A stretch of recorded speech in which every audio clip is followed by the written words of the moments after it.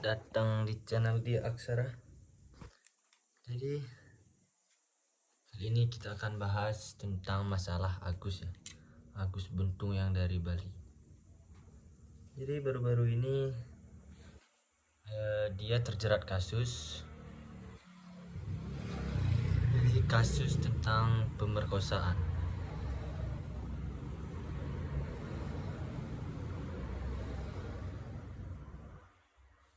Dan pada awalnya setelah kasus ini dilaporkan kepada jaksa pada hukum, awalnya pihak hukum tidak percaya karena bagaimana bisa sedangkan si Agus tidak memiliki tangan atau disabilitas.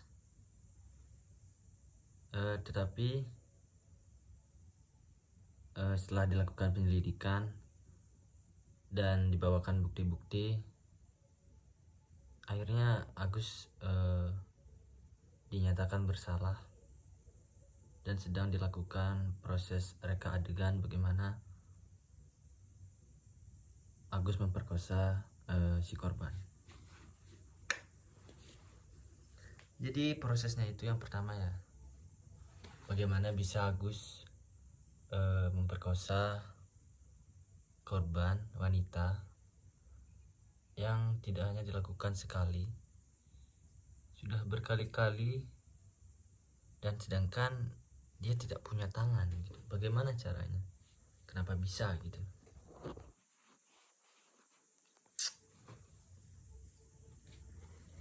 Jadi yang pertama, biasanya si Agus mencari korban itu di sekitaran tempat seperti taman atau tempat-tempat di mana biasanya orang suka menyendiri, dan dia akan melihat korbannya sedang sendiri, perempuan, sehingga dia berasumsi jika perempuan sendirian itu dia sedang lagi galau, dia sedang lagi ada masalah atau semacamnya. Nah, setelah sudah melihat target, langsung si Agus menghampiri, dan yang pertama yang dia lakukan, dia menjelaskan kekurangannya, bagaimana orang memandangnya, bagaimana dia dilihat tidak sama, sehingga sang korban merasa iba, merasa kasihan, sehingga sang korban berpikir bahwa Agus ini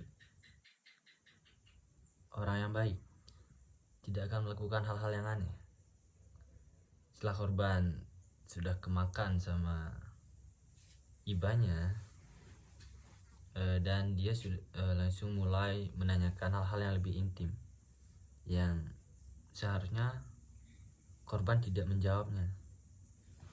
Namun karena kepintaran Agus dalam manipulatif mempermainkan psikologi manusia, setengah sadar korban rela menjawab hal-hal yang sensitif yang seharusnya tidak dia jawab.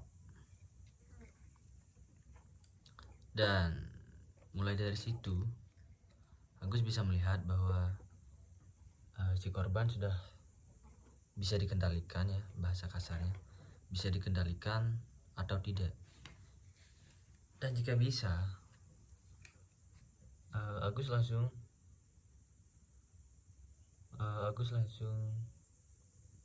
menasihati atau sekiranya memberi sedikit nasihat kepada wanita agar wanita merasa terlindungi, wanita merasa kalau Agus ini orang yang baik. Setelah berbicara lama, beberapa menit, akhirnya Agus mengajak wanita atau si korban pergi ke tempat yang Agus inginkan. Ya, kalau dalam kasus ini ada yang diajak ke villa, di Villa Bali ya. Dan dari situ, seperti yang kita tahu, Agus tidak punya tangan tapi dia bisa mengajak seorang korban sampai sejauh itu. Jadi dia minta korbannya untuk bonceng dia, dan pas di kamar Agus nyuruh perempuan itu atau korban itu untuk mengunci pintunya dengan alasan jika dia dipergoki dalam kondisi berdua di kamar, mereka akan dinikahi walaupun tidak ngapa-ngapain, karena aturan desa lebih dari jam 10 ke atas, 10 malam itu tidak boleh ada pasangan ya yang belum menikah atau lawan jenis laki perempuan itu bersama di dalam kamar. Sehingga karena merasa takut, wanita itu mengunci kamar secara sadar sih, cuma dalam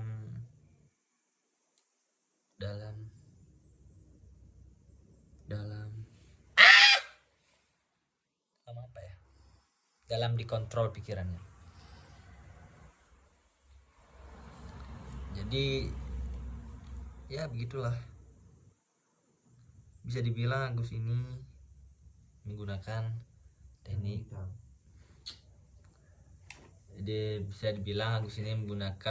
manipulatif.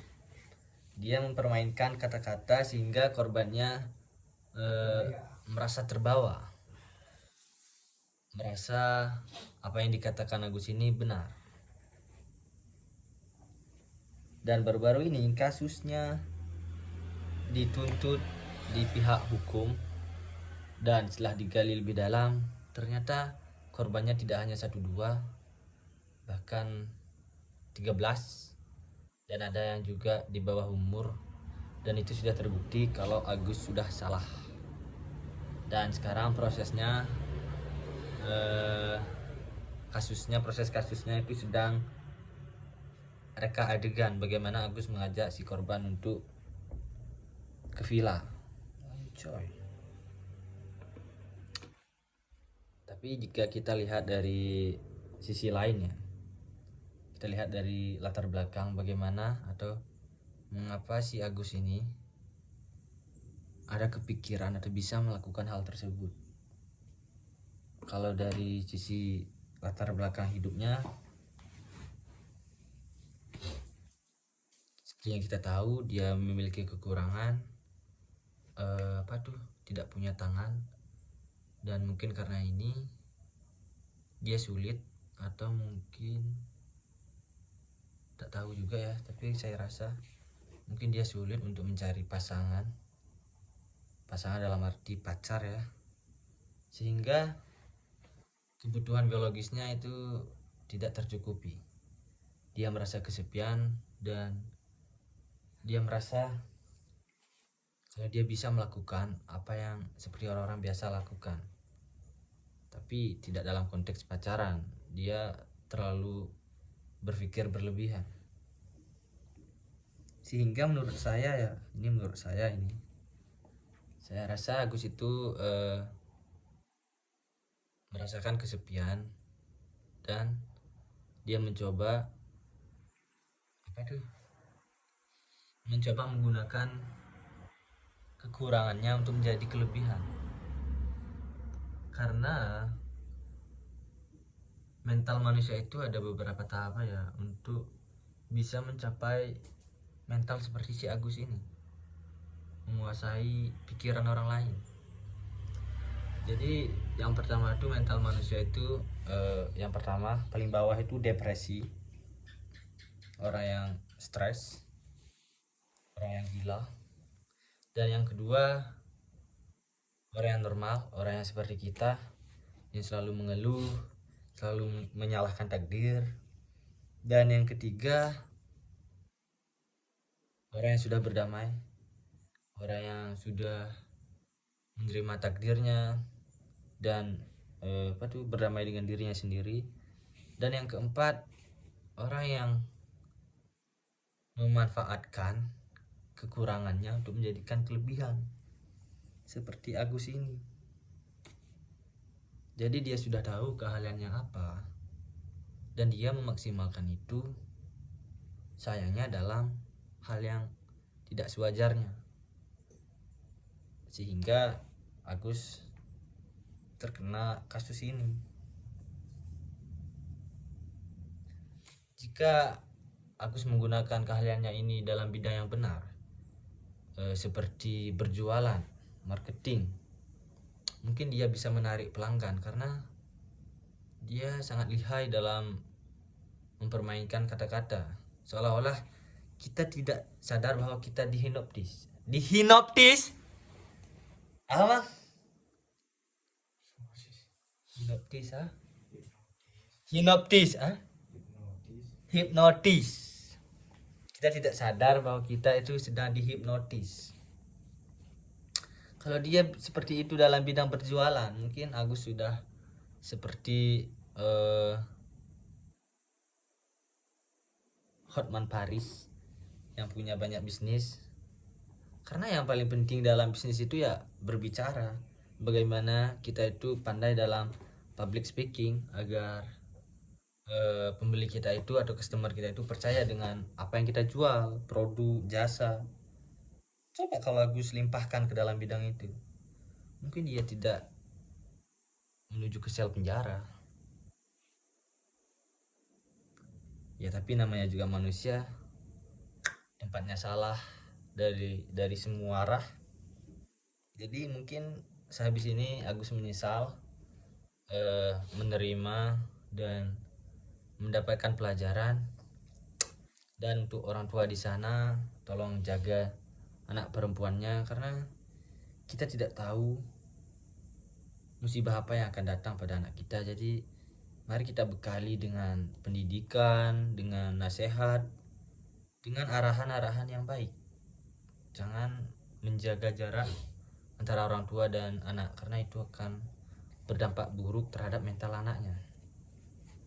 Jika anak tidak terlalu dekat dengan orang tua, mungkin anak lebih suka keluar, tidak suka di rumah. Jadi buat orang tua di sana, mohon dijaga anak perempuannya ya, karena sayang banget jika berujung seperti ini.